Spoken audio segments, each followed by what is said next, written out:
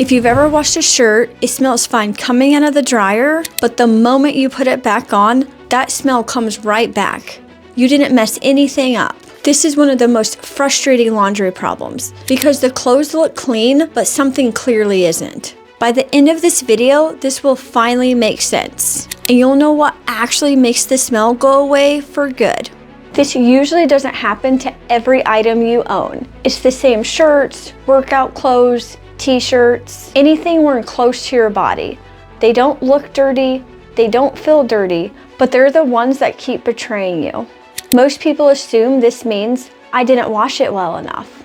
So they do what makes sense. More detergent, hotter water, and longer cycles. And when the smell still comes back, it feels like laundry just doesn't work. The truth is, this is not an effort problem. Washing is great at removing visible dirt, but smell doesn't live on the surface. It lives inside fabric, especially in seams in the armpit area where moisture and warmth hang out for longer.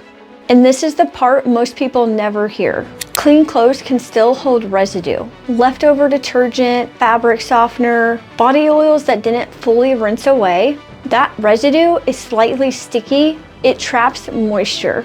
And moisture feeds odor-causing bacteria. So when you put that shirt back on and your body warms up, the smell isn't coming back, it's being reactivated. Once residue builds up, regular washing doesn't always remove it. In fact, adding detergent can make the problem worse because it adds more of the thing that's trapping the smell there in the first place. That's why this can feel endless. Here's what actually fixes it. Smell doesn't disappear when you cover it up. It disappears when fabric is finally able to let go of what's trapped inside of it. What works long term is a reset wash. A wash meant to remove buildup, not add more of it.